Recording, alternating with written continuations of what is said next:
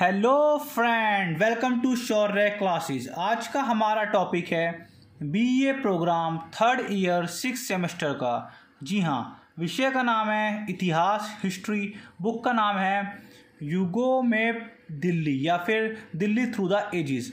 अक्सर देखा गया है कि एग्ज़ाम में ये वाली यूनिट के कम से कम 1 या 2 क्वेश्चन बार बार देखने को मिले हैं। तो आइए आज इस चैप्टर को हम समझने की कोशिश करते हैं। आज इस चैप्टर में हम 5वीं यूनिट के ऊपर चर्चा करने वाले हैं। इससे पहले हमारी एक और वीडियो आ चुकी है, अगर अभी तक आपने वो नहीं देखी है तो आप चैनल पे जाइए, उसको देख सकते हैं। अदरवाइज़ इस वीडियो के नीचे डिस्क्रिप्शन में उसका लिंक दे दिया जाएगा। तो आइए शुरू करते हैं।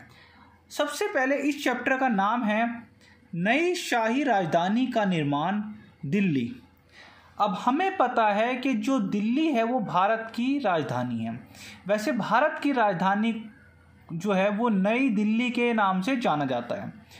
अब यहाँ पे बताया गया है कि जब अंग्रेजी हुकूमत थी उस समय भारत की राजधानी दिल्ली को स्थापित 1911 में किया गया था। अर्थात इससे पहले जो अंग्रेज़ों के समय में भारत की जो राजधानी थी वो थी कोलकाता 1911 में कोलकाता से हटा के दिल्ली को परिवर्तित कर दिया गया। वो किन कारणों से किया गया, उसके पीछे क्या रीज़न थे और दिल्ली को ही क्यों चुना गया भारत की राजधानी के रूप में, इसके साथ साथ आज आप इस चैप्टर में जानने की कोशिश कर पाओगे कि दिल्ली में नई दिल्ली रेलवे स्टेशन का निर्माण कैसे हुआ, पुरानी दिल्ली रेलवे स्टेशन का निर्माण कैसे हुआ, राष्ट्रपति भवन, संसद भवन और ये जो गोल मार्केट है, और आप एक क्षेत्र से परिचित है जिसको कनॉट प्लेस के नाम से जानते हैं, इनका निर्माण क्यों किया गया। तो आइए शुरू करते हैं। इस चैप्टर में 1911 से लेकर 1930 तक का समय बताने की कोशिश की गई है। अगर हमें दिल्ली को समझना है, दिल्ली को राजधानी के रूप में समझना है, तो हमें थोड़ा पीछे जाना पड़ेगा। सबसे पहले हमें कोलकाता के बारे में थोड़ा बहुत जानना पड़ेगा। आपके इस चैप्टर में बताने की कोशिश की गई है कि राजधानी कोलकाता से नई दिल्ली स्थानांतरण मतलब परिवर्तन की गई। क्यों की गई, अब हम इसके बारे में जानते हैं। हम सभी जानते हैं कि 1905 में बंगाल का विभाजन हुआ, 1906 में मुस्लिम लीग की स्थापना हुई, 1907 में कांग्रेस का विभाजन हुआ, 1909 में मालोमिट्टो सुधार हुए, 1911 में दिल्ली दरबार लगाया गया। ठीक है, मतलब ये आपको याद करने की ज़रूरत नहीं है, ये सिर्फ मैं आपको ऐसे ही बता रहा हूँ और ना ही आपको ये एग्ज़ाम में लिख के आना है। भाई हम सभी जानते हैं कि बंगाल का विभाजन लॉर्ड कर्जन के समय में हुआ। लॉर्ड कर्जन एक ऐसा इंसान था जिसने बंगाल के विभाजन को करवाया। ठीक है जी, लॉर्ड कर्जन के समय में 1905 में बंगाल का विभाजन किया गया। वो क्यों किया गया, एक व्यक्ति था अंग्रेज, उसने ये बोला था कि संयुक्त बंगाल मतलब पूरा बंगाल एक शक्ति है और अगर बंगाल को आप बांट दोगे तो ये सबसे बड़ी कमजोरी साबित होगा। तो लॉर्ड कर्जन को एक अंग्रेजी व्यक्ति ने ये बताया कि भारत में धीरे धीरे राष्ट्रवाद का उदय हो रहा है, भारत के लोग धीरे धीरे एग्रेसिव हो रहे हैं, भारत के लोग अब धीरे धीरे स्वतंत्रता की मांग कर रहे हैं, इसलिए इन मांगों को उठाने से पहले ही इनकी मांगों को समाप्त कर दिया जाए। एक व्यक्ति ने ये बोला कि 1857 से बड़ा आंदोलन करने की कोशिश की जा रही है, इससे पहले ये आंदोलन फिर से हो तो आप बंगाल का विभाजन कर दो। ठीक है जी। अब लॉर्ड कर्जन को उस टाइम पे ये जो बंगाल के गवर्नर या वायसराय जो सबसे ऊंची पोस्ट पे थे इंडिया पे, उन्होंने 1905 में बंगाल के विभाजन का निर्णय लिया। इससे पहले इन्होंने, अब हम बात करते हैं बंगाल की। आज का जो बंगाल है वो ये बंगाल नहीं था। उस टाइम में बंगाल में पश्चिम बंगाल शामिल था, बिहार शामिल था, झारखंड शामिल था, बांग्लादेश शामिल था, आसाम और उड़ीसा। हालांकि आसाम को 1874 में एक कमिश्नरी क्षेत्र घोषित कर दिया गया था। तो हम कह सकते हैं कि जो उस टाइम का बंगाल था 1905 से पहले का, वो इतना विशाल था। उसमें झारखंड भी था, उसमें उड़ीसा भी था, उसमें बांग्लादेश भी था और पश्चिम बंगाल था। तो भाई अब ये कुछ फिल्म इस प्रकार से शुरू होती है। जब अंग्रेज़ों को ऐसा महसूस हुआ कि भाई बंगाल में राष्ट्र विरोधी मतलब राष्ट्रवादी आंदोलन होना हो सकता है, इसीलिए सन 1903 में 3 दिसंबर 1903 में, ये जो तारीखें आपको याद नहीं करनी, मैं आपको इसलिए बता रहा हूँ ताकि आपका एक बेस बन जाए, ताकि आप जो दिल्ली के बारे में आसानी से जान सकूँ। 3 दिसंबर 1903 में विभाजन का प्रस्ताव इंग्लैंड की संसद में पेश किया गया। अब भाई जो विभाजन होगा वो भारत में होगा, लेकिन उसकी जो कार्य या उसकी जो नीतियों का निर्माण किया जाएगा वो इंग्लैंड से किया जाएगा। ठीक है जी। 3 दिसंबर 1903 में ब्रिटेन की संसद में एक प्रस्ताव को रखा गया और वह प्रस्ताव 19 जुलाई 1905 को, जब वो प्रस्ताव पास हो गया तो 19 जुलाई 1905 को जनता के सामने प्रस्ताव को पढ़ के सुनाया गया। ठीक है जी, चलो ये भी समझ में आ गया। इसी के बाद 20 जुलाई 1905 को ये जब समाचार पत्रों में ये घोषणा कर दी गई कि बंगाल का विभाजन किया जाने वाला है, इसके लिए एक तारीख को सुनिश्चित कर दिया गया। ठीक है जी, तारीख अभी नहीं सुनिश्चित हुई, उन्होंने ये बोला भाई अब हम बंगाल का विभाजन करने जा रहे हैं। जैसे अभी सिंपल सी बात है, प्रधानमंत्री नरेंद्र मोदी ने ये बोल दिया कि अब 2000 का नोट अब फिर से बंद हो जाएगा। आई थिंक 30 अगस्त या 30 सितंबर की तारीख है, हाँ जी, 2023। तो अभी से बोल दिया, हालांकि अभी से लागू नहीं हुआ लेकिन अभी से बोल दिया। उसी प्रकार से 20 तारीख को उन्होंने 20 जुलाई 1905 को समाचार पत्रों में घोषणा कर दी कि भाई हम बंगाल का विभाजन करने जा रहे हैं। ठीक है। अब साथ इसके विरोध में, अब भाई जब अभी बंगाल का विभाजन नहीं हुआ है तो भारत के जो बंगाल के क्षेत्र में निवासी थे, जो लोग थे, उनमें से कुछ ऐसे लोग थे जो समाज सुधारक थे, कुछ ऐसे लोग थे जो राष्ट्रवादी थे, कुछ ऐसे थे जिन्होंने अंग्रेज़ों की हुकूमत से लड़ने की कोशिश करी शुरुआती अवस्था में, और उस टाइम पे कांग्रेस का तो निर्माण हो चुका था। तो भाई 7 अगस्त 1905 को बंगाल विभाजन के विरोध में आंदोलन शुरू कर दिया गया। जी हाँ, 7 अगस्त 1905 में उन्होंने ये विरोध आंदोलन इसलिए शुरू करा ताकि अगर हम आंदोलन करेंगे तो शायद इसके आंदोलन को देखते हुए हो सकता है अंग्रेजी हुकूमत अपना बंगाल विभाजन का जो फैसला है वो वापस ले ले। तो बंगाल विभाजन के विरोध में आंदोलन शुरू किया गया 7 अगस्त 1905 को। परंतु इस आंदोलन में जैसे लाल बाल पाल हैं, इन्होंने बढ़ चढ़कर हिस्सा लिया। तो भाई 16 अक्टूबर 1905 को विभाजन प्रभावी हो गया, अर्थात उन्होंने यह बोल दिया कि भाई यह जो विभाजन है 16 अक्टूबर 1905 से यह विभाजन लागू कर दिया जाएगा। अब जो विभाजन हुआ है वो किस प्रकार से हुआ है, अगर हम बात करें तो बंगाल को 2 हिस्सों में बांट दिया गया। एक साइड पे था पूर्वी बंगाल, एक साइड पे था पश्चिम बंगाल। पूर्वी बंगाल की अगर हम बात करें तो उसमें आता है पूर्वी बंगाल और असम का थोड़ा बहुत क्षेत्र, साथ ही साथ ढाका, चटगांव और राजशाही का क्षेत्र आता है पूर्वी बंगाल में। अगर हम पश्चिमी बंगाल की बात करें तो आज के टाइम में पश्चिम बंगाल, बिहार और उड़ीसा का थोड़ा बहुत क्षेत्र आता है। तो अंग्रेज़ों ने जो बंगाल को 2 हिस्सों में बांट दिया गया। उन्होंने क्यों बांटा, उन्होंने अभी आपको पता चलेगा क्यों बांटा। पूर्वी बंगाल की राजधानी घोषित कर दी गई ढाका, जो कि आज बांग्लादेश की राजधानी है। यहाँ पे मुस्लिम बहुलक क्षेत्र वाले लोग रहते थे।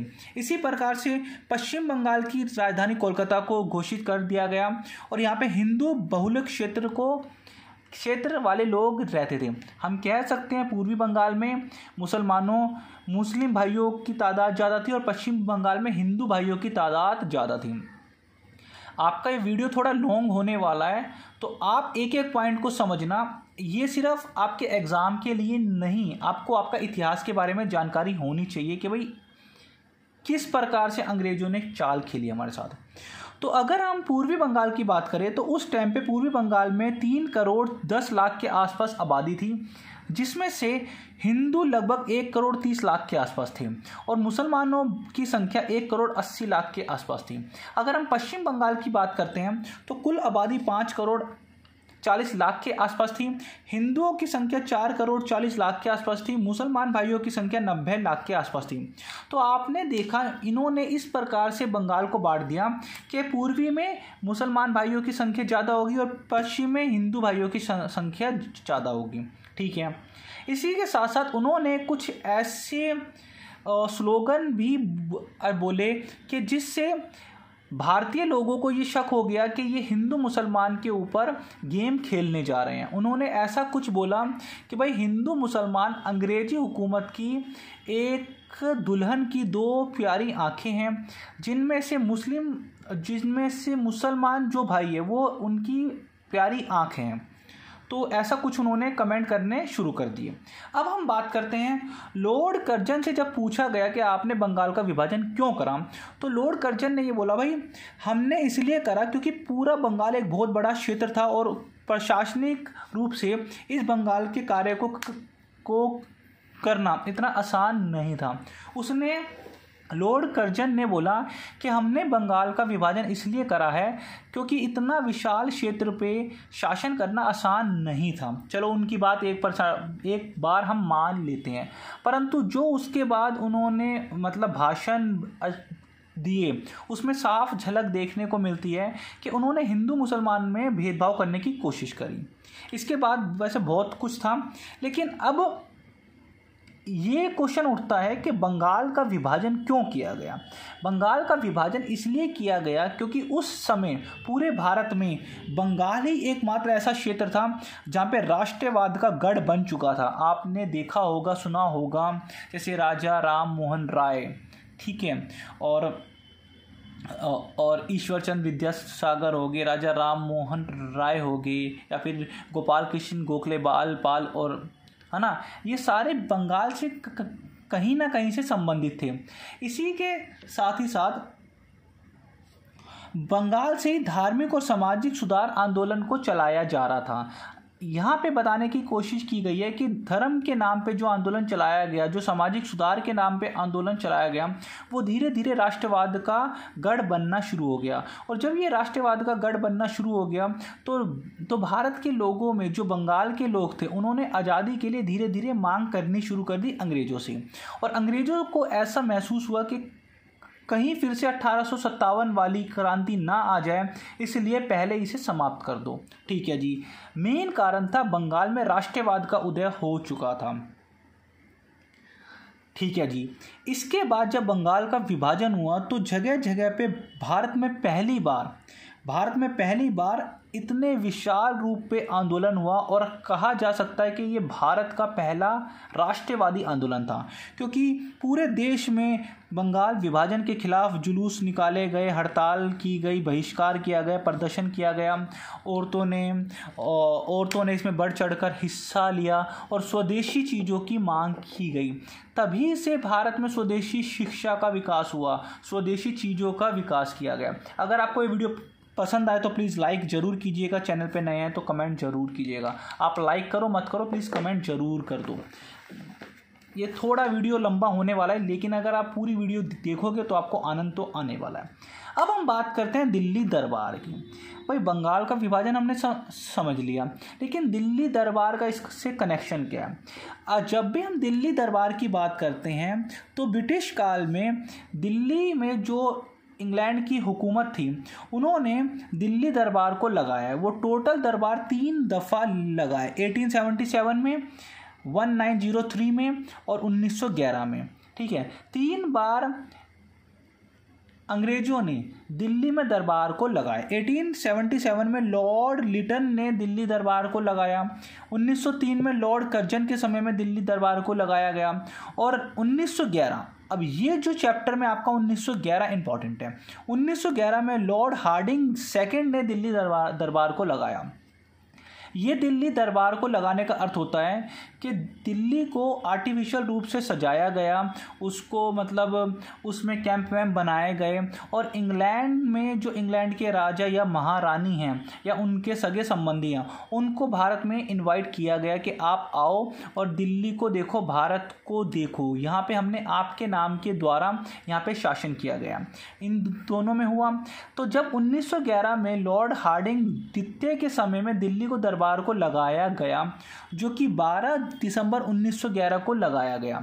ये जो दिल्ली दरबार को लगाया गया, ये गुरु तेग बहादुर नगर आपने सुना होगा, ये आज वर्तमान में गुरु तेग बहादुर नगर जहाँ पे है वहीं पे दिल्ली दरबार को लगाया गया। इस दिल्ली दरबार की विशेषता क्या थी? इस दिल्ली दरबार में यह बताने की कोशिश, भाई सिंपल सी बात है, अगर आपके क्षेत्र में प्रधानमंत्री नरेंद्र मोदी आते हैं या आपके क्षेत्र में कोई अमेरिका के राष्ट्रपति आते हैं या कोई दूसरी कंट्री के अध्यक्ष आते हैं, तो क्या जो तो आपका क्षेत्र जैसा अभी है क्या वैसा ही बना रहेगा? बिल्कुल नहीं। आपके क्षेत्र के रोडों को काफ़ी अच्छा कर दिया जाएगा, घास फूस लगा दी जाएगी, हरियाली को बढ़ाने की कोशिश की जाएगी, जो मीन्स रोडों पे कचरा है उसको साफ़ करने की कोशिश की जाएगी और जगह जगह पे पुलिस वाले खड़े कर दिए जाएंगे, है ना। इसी प्रकार से जब 1911 में जॉर्ज पंचम भारत में आया और जो महारानी भारत में आई, उनके स्वागत के लिए दिल्ली को एक दुल्हन के रूप में सजा दिया गया। ये वो समय है जब भारत में अकाल पड़ रहा था, ये वो समय। अब भाई जब दिल्ली को दुल्हन के रूप में सजाया जाएगा तो इट मीन्स क्या है कि दिल्ली के ऊपर पैसा खर्च किया जाएगा, और वो पैसा किसका था? वो भारतीय लोगों का था। भारत की खून पसीने की कमाई थी। भारत के लोगों के खून पसीने की कमाई को अंग्रेज़ों ने सिर्फ स्वागत के ऊपर दिल्ली पे खर्च कर दिया। दिल्ली की शान और शौकत को बढ़ाने के लिए उन्होंने आर्टिफिशियल पेड़ पौधों को लगवाया, पार्कों का निर्माण किया गया, सड़कों का निर्माण किया गया, लाइटिंग करवाई आर्टिफिशियल और या फिर ऐसे ही, और जगह जगह पे मीन्स हाथियों को खड़ा करवाया गया। मतलब बहुत ज़्यादा पैसा खर्च किया गया, एक प्रकार से हम कह सकते हैं। और ये उस समय किया गया कि जब दिल्ली में अकाल आया हुआ था। अगर वही पैसा ये दिल्ली के लोगों के ऊपर खर्च करते तो शायद ज़्यादा अच्छा होता। अब बात करते हैं, लॉर्ड हार्डिंग सेकंड ने इसका आयोजन करा और जॉर्ज पंचम और महारानी विलियम मैरी को भारत का सम्राट और सम्राज्ञी घोषित कर दिया गया। अर्थात दिल्ली में जब इन दोनों को बुलाया गया, जो कि इंग्लैंड के महाराज और महारानी थे, इनको बुलाया और यहाँ पे बुला के ये बोला गया कि आप भारत के सम्राट हो। भाई सम्राट तो होएंगे, क्योंकि ईस्ट इंडिया कंपनी, जो कि अब ब्रिटिश ईस्ट इंडिया कंपनी थी, वो इंग्लैंड के महाराज के द्वारा शासन हो रहा था। तो अब इनको इनवाइट किया गया कि आप आओ और यहाँ पे आप आओगे तो हम आपका स्वागत करेंगे, वेलकम भी करेंगे। तो भाइयों वीडियो पे बने रहना। अगर मैं धैर्य के साथ समझा रहा हूँ तो आप भी प्लीज़ धैर्य के साथ सुनिएगा। तो इसके बाद क्या हुआ, जब दिल्ली में उनको बुलाया गया तो सम्राट को 8 मेहराब वाला मुकुट पहनाया गया, जो कि हीरे जवाहरात से जड़ित था। अगर आप चाहो तो यूट्यूब के ऊपर या फेसबुक के ऊपर, आप गूगल के ऊपर सर्च कर सकते हो, 8 मेहराब वाला मुकुट, जो जॉर्ज पंचम को भारत की सरकार के ब्रिटिश ईस्ट इंडिया के द्वारा भारत से उन्हें गिफ्ट किया गया था। शायद ऐसा सा कुछ है, वो ऐसा सा कुछ है, जो 8 मेहराब वाला था, उसमें हीरे जवाहरात लगे हुए थे। इसके साथ ही साथ भारत में पटियाला की जो रानी थी, रानी की तरफ से विलियम मैरी, जो इंग्लैंड की महारानी थी, उनको एक हरा उपहार दिया गया, उनको एक हार दिया गया जिसमें नीलम, पन्ना, पता नहीं कौन कौन से बेशकीमती रत्न जड़ित थे। आज भी वो आप हार को गूगल पे सर्च करके देख सकते हो। ठीक है जी, एक तो उनको बुला रहे हैं, उनको बुलाने पे इतना पैसा खर्च कर रहे हैं, साथ के साथ उपहार भी प्रदान कर रहे हैं, किसी को ताज दिया जा रहा है और हार दिया जा रहा है। इसके साथ साथ उस दिल्ली दरबार में क्या किया गया, दिल्ली में वर्तमान में जो दिल्ली दरबार को लगाया गया, दिल्ली में वर्तमान में कोरो नेशनल पार्क नामक जगह में दिल्ली दरबार को लगाया जाता था। अब कोरो नेशनल पार्क कौन सा है, अब आपको नहीं पता तो मैं आपको बता चुका हूँ। उस समय कोरो नेशनल पार्क जो था, वर्तमान में उस जगह को, अभी मैंने आपको बताया, वर्तमान में उस जगह को गुरु तेग बहादुर नगर के नाम से जाना जाता है। अब आपको पता चल गया। इसके साथ साथ दिल्ली दरबार जब लगाया गया तो कुछ ना कुछ तो निर्णय लिया गया होगा। ठीक है जी, अब हम निर्णय की बात करते हैं। दिल्ली दरबार जब लगाया गया तो उस टाइम पर निर्णय लिया गया कि 1911 में बंगाल का विभाजन को रद्द कर दिया गया। भाई दिल्ली दरबार 1911 में तो आया था, 12 दिसंबर 1911 में दिल्ली दरबार को आयोजित किया गया। उस दिल्ली दरबार में यह निर्णय लिया गया कि अब जो 1905 में बंगाल का विभाजन किया गया था उसको रद्द कर दिया गया। क्यों? क्योंकि 1905 के बाद पूरे देश में, स्पेशली ईस्ट इंडिया में, इंग्लैंड सरकार के खिलाफ जगह जगह आंदोलन हो रहे थे, जैसे बहिष्कार आंदोलन हो रहे थे और स्वदेशी आंदोलन होने शुरू हो गए थे। तो इसी को देखते हुए जब यहाँ पे महाराज और महारानी आए तो उनको ऐसा लगा कि कहीं फिर से 1857 ना हो जाए, तो इससे अच्छा है उस विभाजन को ख़त्म कर दिया गया। ठीक है। और साथ ही साथ भाषा के आधार पे बंगाल, बिहार और उड़ीसा का अलग कर दिया गया। चलो ये बात भी अच्छी है। और साथ ही राजधानी को दिल्ली स्थानांतरित करने का निर्णय लिया गया। जी हाँ, 1911 में दिल्ली को राजधानी बनाने का निर्णय लिया गया उसी दिल्ली दरबार में। अब दिल्ली को ही राजधानी क्यों बनाने का निर्णय, अब इसके ऊपर भी चर्चा करते हैं। 15 दिसंबर 1911 को नई दिल्ली की नींव जॉर्ज पंचम के द्वारा रखी गई। नई दिल्ली, हालांकि नई दिल्ली का एक बार फिर से नामकरण होगा आगे चल के। ठीक है जी। अब आपको ये मैं समझाता हूँ। जैसे अभी श्री राम जन्मभूमि के ऊपर अयोध्या में श्री राम जी का मंदिर का निर्माण किया जा रहा है, लेकिन उसकी आधारशिल श्री माननीय प्रधानमंत्री नरेंद्र मोदी जी के द्वारा रखी गई थी, है ना। तो इसी प्रकार से जॉर्ज पंचम के द्वारा एक ईंट को या एक पत्थर को आधारशिला के रूप में रखा गया था। ठीक है जी। अब हम बात करते हैं 1912 में राजधानी को पूर्ण रूप से स्थानांतरित कर दिया गया। 1912 में अभी स्थानांतरित हो रही है, पूरी नहीं हुई है। अब ये बात है कि दिल्ली को बनाने का, राजधानी बनाने के पीछे कारण क्या था। अब आपको कारण का पता चलेगा। पहला कारण आप सभी जानते हैं कि प्रथम विश्व युद्ध का माहौल था। प्रथम विश्व युद्ध शुरू नहीं हुआ था, लेकिन राजधानी बनते बनते बनते वो शुरू हो चुका था। हम सभी जानते हैं प्रथम विश्व युद्ध 1914 से 1918 के बीच में चला है। तो प्रथम विश्व युद्ध में इंग्लैंड ने भी हिस्सा लिया था। तो उनको ये था कि भाई अगर प्रथम विश्व युद्ध का इफेक्ट भाई उनके औपनिवेशिक शहरों पे भी पड़ेगा, इसीलिए इन्होंने दिल्ली को चुना। साथ के साथ सुरक्षा के दृष्टिकोण से दिल्ली अहम थी। क्यों? क्योंकि अभी तक जो राजधानी थी वो थी कोलकाता या फिर पश्चिम बंगाल, जो बंगाल था। बंगाल समुंदर के किनारे हैं।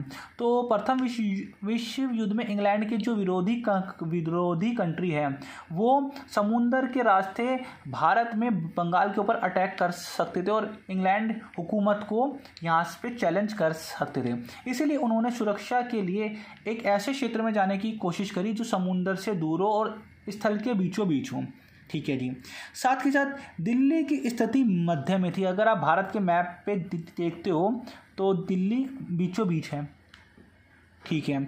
इसके साथ साथ बंगाल अब राष्ट्रवाद का गढ़ बन चुका था। वहाँ पे कभी भी राष्ट्रवादी आंदोलन सिर चढ़ के बोल सकता था। और अगला और अंतिम पॉइंट है राजनीतिक इतिहास। दिल्ली को इससे पहले भी इंद्रप्रस्थ के नाम से जाना गया है और मुगल काल में और उनसे पहले के दिल्ली सल्तनत के काल में भी दिल्ली को अहम भूमिका में देखा गया है। इसीलिए दिल्ली को चुना गया कि भाई अब हमारी राजधानी दिल्ली ही होगी। अगर आपको वीडियो पसंद आए तो प्लीज़ लाइक ज़रूर कीजिएगा। लाइक करो मत करो, शेयर करो मत करो, लेकिन कमेंट ज़रूर कर दो, क्योंकि आपके कमेंट हमारे लिए मोटिवेशन का कार्य करते हैं। बिना कूलर, बिना एसी, बिना पंखे के आपके लिए वीडियो बनाई जा रही है। यार आप एक लाइक तो कर सकते हो, एक कमेंट तो कर ही सकते हो। अब हम बात करते हैं नई दिल्ली। चलो, अब आपका जो चैप्टर है वो थोड़ा यहाँ से मतलब पीछे से शुरू हो चुका है, लेकिन अब जो किताबी पॉइंट है वो ये है, वो इधर से है। नई दिल्ली। नई दिल्ली की नींव कैसे पड़ी? नई दिल्ली की रूपरेखा तैयार करने के कार्य, अब भाई जब दिल्ली को राजधानी के रूप में घोषित कर दिया गया, अब सबसे पहला काम क्या है कि भाई दिल्ली में सबसे पहला काम होएगा कि उसकी रूपरेखा तैयार कैसे की जाए। दिल्ली में कैसे रेलवे का जाल को बिछाया जाए, किस प्रकार से सैनिकों के लिए एक भूमि को अलॉट किया जाए, किस प्रकार से एक ऐसे क्षेत्र को देखा जाए, ऐसे क्षेत्र को बनाया जाए जहां पर राजा का महल मतलब वारसराय का महल या वारसराय के महल को मतलब पेश किया जाए या फिर स्थापित किया जाए, और किस प्रकार से जो उस टाइम पे प्रशासनिक अधिकारी थे, अंग्रेज थे, उनके घरों बनाना भी एक प्रकार की चुनौती थी। तो इन सब चीज़ों को देख के एक इंग्लैंड से कुछ लोगों को बुलाया गया। उनमें से ब्रिटेन के महान वास्तुकार एडविन लुटियंस और हर्बर्ट बेकर ने मिलकर दिल्ली को बनाने का एक नक्शा बनाया। सबसे पहले इनसे पहले भी एक दो व्यक्ति आए, उन्होंने बनाने की कोशिश करी, लेकिन जो लुटियंस हैं और जो हर्बर्ट बेकर हैं, इन्होंने ही दिल्ली को सजाने की कोशिश करी, इन्होंने ही राष्ट्रपति भवन को बनाने की कोशिश करी, इंडिया गेट को बनाने की कोशिश करी, और जो आसपास के एरिया थे उनका मैप रोड तैयार करा। इसके लिए 1927 में जब ये थोड़ा थोड़ा बनना शुरू हो गया, 1927 में इन्होंने नई दिल्ली का नाम दे दिया गया, जब ये धीरे धीरे बनना शुरू हो गया। अब किसी किताब में है कि 13 फरवरी, किसी किताब में है 10 फरवरी। 13 फरवरी या फिर 10 फरवरी 1931 में नई दिल्ली का उद्घाटन किया गया। भाई बन के तैयार हो गया, लेकिन उद्घाटन नहीं हुआ। उद्घाटन वायसराय लॉर्ड इरविन ने नई दिल्ली का उद्घाटन किया। अब दिल्ली को राजधानी बनाई 1911 में, लेकिन नई दिल्ली का उद्घाटन किया गया। भाई राजधानी बनाई तो ज़रूरी थोड़ी ना कि उसी दिन ही रातों रात संसद भवन बन जाएगा, रातों रात राष्ट्रपति भवन बन जाएगा, रातों रात वायसराय का घर बन जाएगा। नहीं, 2 साल, 4 साल, 10 साल, 20 साल का तो समय लगेगा, क्योंकि रेल की पटरियां को बिछाना है, प्रशासनिक पूरा कार्य करना है। तो इसीलिए 1931 में 13 फरवरी या फिर 10 फरवरी को नई दिल्ली का उद्घाटन किया गया, और किसके द्वारा? लॉर्ड इरविन के द्वारा। चलो ठीक है, अब हम बात करते हैं कि दिल्ली की नगर योजना कैसे बनाई गई। नगर योजना के लिए कुछ समस्या आई कि भाई पहली समस्या थी कि आगरा से जो दिल्ली के लिए रेलवे की लाइन बिछाई जा रही थी, सबसे जो भी रेलवे की लाइन बिछाई जा रही थी, तो उसमें से कुछ ऐसे स्थान थे कि जहाँ पे इंग्लैंड के जो वास्तुकार थे उनको उन भवनों का निर्माण करना था, परंतु बीच में रेलवे लाइन आ रही थी। तो समस्या थी रेलवे लाइन का विस्तार तो करना ही है, साथ ही साथ रेलवे लाइन किसी भी भवन के रुकावट में ना आए। दूसरा, सेना की आवश्यकता के लिए स्थान और उनके लिए सामग्री, इसके लिए ऐसा स्थान को दिया जाए जहाँ से वो ईजिली रेल के थ्रू या फिर जो वायसराय हाउस है उसके आसपास निकट उनको वो स्थान दिया जाए। थर्ड है दरबारों की अनिवार्यता, जैसे संसद भवन या जैसे हाई कोर्ट होता है, सुप्रीम कोर्ट होता है, संसद भवन होता है, जहाँ से प्रशासन को चलाया जा सके। ये 3 ऐसी समस्या थी जो कि इंग्लैंड में जो वास्तुकार थे उनके सामने थी। इन तीनों समस्या को सुलझाने के लिए जो हर्बर्ट बेकर है और जो लुटियंस है, एडविन लुटियंस, उन्होंने रोड मैप को तैयार किया, और ये समस्या मतलब रेलवे विस्तार ना रुक पाए, सेना की आवश्यकता व स्थल ना रुक पाए, और दरबारों की अनिवार्यता ना रुक पाए, इसीलिए एक कमेटी का निर्माण किया गया, टाउन प्लानिंग कमेटी। इसके अध्यक्ष बनाए गए एडविन लुटियंस, जिन्होंने दिल्ली का निर्माण में अहम भूमिका निभाई है। इन्होंने ही नई राजधानी के लिए जगह को चुना। भाई एक टाउन प्लानिंग कमेटी का निर्माण किया गया था, जिस कमेटी के अध्यक्ष थे एडविन लुटियंस।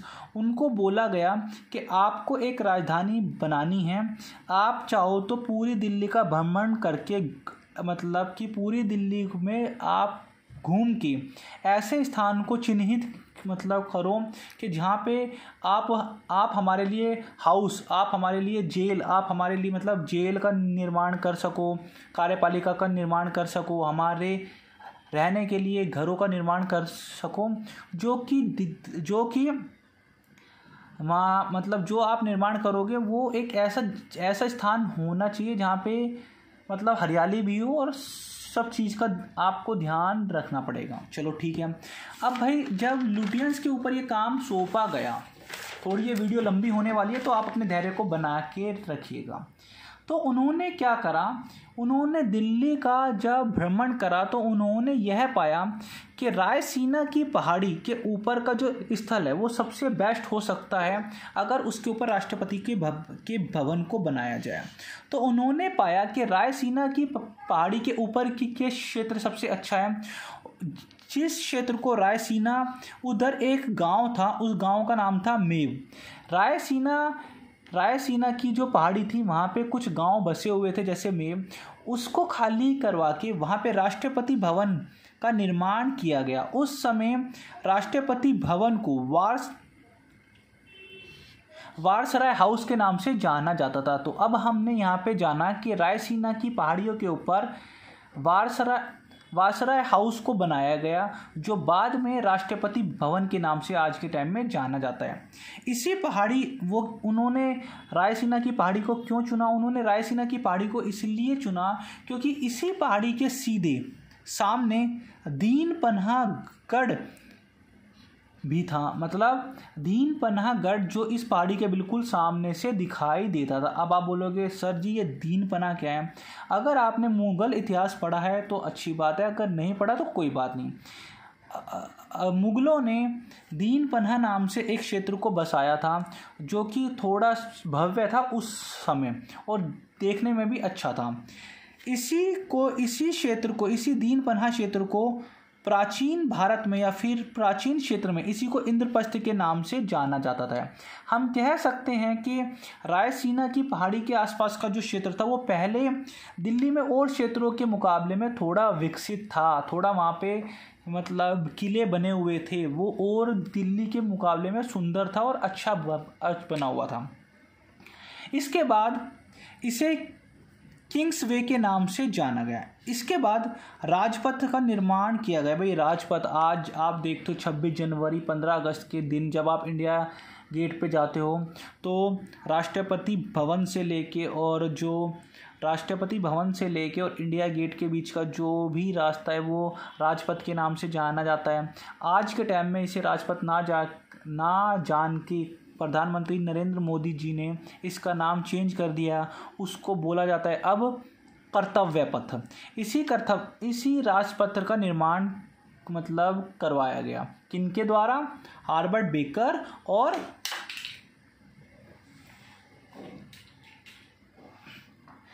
अब हम बात करते हैं राजपथ का निर्माण किया गया जो इंडिया गेट से राष्ट्रपति भवन तक जाने वाली एक रोड थी। मतलब इंडिया गेट से राष्ट्रपति भवन तक जो फैला हुआ था। अब आपने देखा राष्ट्रपति भवन का निर्माण हो गया और राजपथ का भी निर्माण हो गया। इसी राजपथ को पहले किंग्सवे के नाम से जाना जाता था, जहाँ से राजा अपने पूरे काफिले के साथ चलता है। किंग्सवे मतलब राजा का रास्ता, ठीक है। इसके बाद सचिवालय भवन का निर्माण किया गया। इसने भारत सरकार जो सचिवालय भवन है आज के टाइम में संसद भवन जिसके नाम से हम जानते हैं, जब ये दोनों हो गया इसके बाद भारत सरकार के मंत्रालय का स्थान को बनाने की कोशिश करी, जिसे संसद भवन का निर्माण किया गया, अर्थात संसद भवन के नाम से जानते हैं। संसद भवन बेकर द्वारा बनाई गई एक योजनाओं में से एक था। अब हम कह सकते हैं राष्ट्रपति महल जो राष्ट्रपति भवन है जिसको वारसराय हाउस के नाम से जानते हैं, जो रायसीना की पहाड़ियों के ऊपर है, वो लुटियंस के द्वारा बनवाया गया, लेकिन संसद भवन बेकर्स के द्वारा, हाँ जी, एडविन बेकर के द्वारा बनवाया गया। अब हम बात करते हैं जब इसका निर्माण करवाया जा रहा था तो निर्माण सामग्री और श्रमिकों के परिवहन के लिए राष्ट्रपति भवन और संसद भवन के चारों ओर इंपीरियल रेलवे नामक इंपीरियल रेलवे लाइन बिछाई गई। मान लो ये संसद भवन है या राष्ट्रपति भवन है, ये आसपास है, इसके चारों ओर रेलवे लाइन को बिछाया गया ताकि ये काम जल्दी से जल्दी पूरा किया जा सके और श्रमिक और सामग्री जो इन भवनों को बनाने में ज़रूरत है रेलवे के द्वारा जल्द से जल्द इन तक पहुंचाई जा सके। इसीलिए अब आप देख सकते हो कि कैसे भवनों का निर्माण हो रहा है और कैसे इनके आसपास रेलवे को लाइन को बिछाया जा रहा है। इसीलिए इन्हीं रेलवे लाइन को इंपीरियल दिल्ली रेलवे नामक स्थान के नाम से जाना गया, जो कि गोलाकार रेलवे लाइन का निर्माण किया गया, जो कि वर्तमान में संसद भवन के चारों ओर इसी रेलवे लाइन को बिछाया गया था। अब हम बात करते हैं पुरानी दिल्ली और नई दिल्ली रेलवे लाइन की। जब हमने देखा आगरा और दिल्ली के बीच में रेलवे लाइन को बिछाया जा रहा था, उस टाइम पे कुछ ऐसे क्षेत्र थे जहाँ पे अंग्रेज़ों को भवनों का निर्माण करना था, परंतु रेलवे लाइन बीच में आ रही थी। तो उन्होंने क्या करा, पुराने दिल्ली रेलवे लाइन के कुछ हिस्से को हटा के नई दिल्ली में परिवर्तित कर दिया गया। एक समस्या थी कि जो स्थान राजपथ और hexagonal all India war memorial, जी हाँ, hexagonal all India war memorial, आपने इसका नाम सुना होगा, जिसको आज इंडिया गेट के नाम से जानते हैं। जो राजपथ और इंडिया गेट का जो बीच का रास्ता है, और जो राजपथ के मध्य से उस टाइम पे एक रेलवे लाइन जा रही थी, मतलब जाने वाली थी, तो इसीलिए उसको मद्देनज़र रखते हुए इन्होंने एक और रेलवे लाइन को बिछाया, जो पुराने दिल्ली रेलवे स्टेशन को स्थानांतरित करके यमुना नदी के साथ कर दिया गया। जो इन दोनों के बीच में, इंडिया गेट और राजपथ के बीच में जो एक रेलवे लाइन आ रही थी, उस रेलवे लाइन को उठा के उन्होंने पुराने दिल्ली रेलवे स्टेशन पे स्थानांतरित कर दिया, जो यमुना नदी के साथ में। जब आप पुरानी दिल्ली जाते हो तो एक लोहे का ब्रिज होता है, अगर आपने वो नहीं देखा तो आप देख सकते हो, जो सन 1924 में बनाया गया। ठीक है जी, अब बात करते हैं नई दिल्ली रेलवे स्टेशन की। न्यू दिल्ली रेलवे स्टेशन जो 1926 में अजमेरी गेट पर पहाड़गंज के पास प्लेटफॉर्म खोला गया। जी हाँ, अजमेरी गेट के पास जो पहाड़गंज का एरिया है, अगर आप दिल्ली से संबंधित हो तो आपको अजमेरी गेट का पता होगा और आपको पहाड़गंज का भी पता होगा। पहाड़गंज के आसपास एक प्लेटफॉर्म खोला गया जो कि नई दिल्ली रेलवे स्टेशन के नाम से जाना गया, जिसका उद्घाटन सन 1931 में किया गया, और नई दिल्ली का उद्घाटन भी 1931 में किया गया। अगर आपको वीडियो समझ में आ रही है तो प्लीज़ लाइक कीजिए, शेयर कीजिए, कमेंट कीजिए। कमेंट तो कर दो यार, बस ज़्यादा नहीं, 10 मिनट की हो रहा है, हार्डली 10 मिनट है यार। मैं धैर्य बना रहा हूँ, प्लीज़ आप भी अपना धैर्य बनाएं। अब हम बात करते हैं कनॉट प्लेस की। भाई कनॉट प्लेस का निर्माण कैसे किया गया? जब कनॉट प्लेस का निर्माण किया गया, जब भाई अब अंग्रेज़ी हुकूमत के लोग यहाँ पे रहना शुरू कर दिए, अब उनको ये हुआ भाई अगर हम यहाँ पे रह रहे हैं, कोई ऐसा शॉपिंग कॉम्प्लेक्स भी तो हो कि जहाँ से हम अपनी चीज़ों को ख़रीद सके या जहाँ पे कोई चीज़ें मिल सकें। तो कनॉट प्लेस का निर्माण 1929 में किया गया।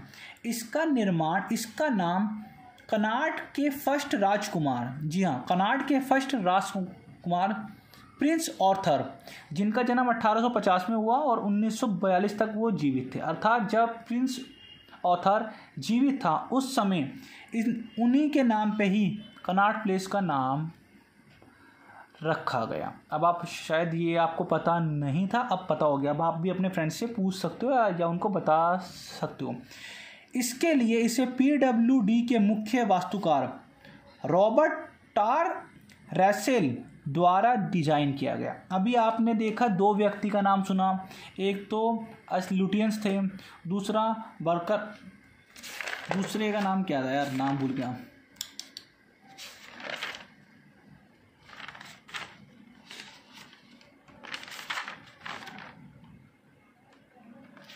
दूसरे थे जो वर्कर जो भी थे, उन्होंने और लुटियंस ने जब इनका निर्माण करा। अब तीसरे व्यक्ति एक और आ गए जिनका नाम था रसेल ने ही कनॉट प्लेस की जो आसपास की बिल्डिंग है या जो कनॉट प्लेस का एरिया है उनका इन्होंने डिज़ाइन बनाया। इसके बाद हम बात करते हैं गोल मार्केट की। गोल मार्केट का निर्माण भी अंग्रेज़ों के समय में हुआ है। कई सरकार, अब भाई जब अंग्रेज़ों की बिल्डिंगों को बनाना शुरू कर दिया, राष्ट्रपति भवन बना दिया, संसद बना दिया, रेलवे लाइन बिछा दी, तो अंग्रेज़ भी तो यहाँ पे रहने की कोशिश करेंगे। अब उनके लिए भी तो आवाज़ होने चाहिए। इसीलिए गोल मार्केट और उसके आसपास के क्षेत्रों के लिए कई अंग्रेजी अफसरों के लिए आवास का निर्माण किया गया और सन 1920 में गोल मार्केट और उसके आसपास के आवास भवनों का निर्माण किया गया। उसके बाद लोधी गार्डन और लोधी कॉलोनी का 1940 में, हालांकि इस बुक में 1930 तक का उल्लेख किया गया, फिर भी मैंने यहाँ पे इसलिए बता दिया क्योंकि जो उच्च स्तरीय जो सरकारी अधिकारी थे इंग्लैंड के, उनके लिए जब आवास को बनाने की योजना बनाई गई तो 1940 में लोधी गार्डन और लोधी कॉलोनी के आसपास के क्षेत्र को चुना गया, जो कि ब्रिटिश राज के द्वारा अंतिम निर्मित आवासीय क्षेत्रों में से जाना जाता है। अब आपको समझ में आ गया है कि किस प्रकार से क्या क्या को बनाया गया। इसी के साथ साथ पे अगर हम नारायणा की बात करें तो नारायणा में सेना और छावनी के क्षेत्र को बनाने की कोशिश करेगी। वो नारायणा को ही क्यों चुना? आज भी आप नारायणा गांव या फिर नारायणा में जाते हैं तो आसपास के क्षेत्रों में आपने देखा होगा कि दिल्ली मतलब कैंट एरिया है, उस कैंट एरिया में आर्मी की गतिविधि आपको देखने को मिलती है। तो नारायणा गांव और नारायणा जो क्षेत्र हैं, ये आपके जो राष्ट्रपति भवन की मतलब अगर आप पीछे से आप जाते हो तो ये काफ़ी इजीली आप वहाँ पे पहुँच जाते हो। तो नारायणा क्षेत्र जो है उसको छावनी क्षेत्र में कन्वर्ट कर दिया गया। क्यों? क्योंकि यहाँ की भूमि कम लागत वाली थी और यहाँ पे कोई भी व्यावसायिक हितों में परिवर्तन नहीं करना पड़ा था। उन्होंने ये नारायणा में छावनी क्षेत्र को इसलिए चुना क्योंकि नारायणा एक ऐसा क्षेत्र था जहाँ पे कोई भी चीज़ को परिवर्तित करने की कोशिश नहीं करनी थी, जहाँ पे रेलवे की लाइन को ईजिली बिछाया जा सकता था और जहाँ पे कोई भी व्यवसाय को हटाना नहीं था। इसीलिए हारकोर्ट ने, बटलर ने, पैट्रिक गॉट्स, अन्य नगर योजनाकारों ने नारायणा के क्षेत्र को और आसपास के दिल्ली के क्षेत्र को निर्माण करने की योजना में अपना योगदान दिया। बस अब लास्ट पेज है, फिर समाप्त हो जाएगा। अब हम बात करते हैं दिल्ली के आर्किटेक्चर की। भाई जब इन चीज़ों का निर्माण किया गया तो लाल बलुआ पत्थरों का निर्माण किया गया।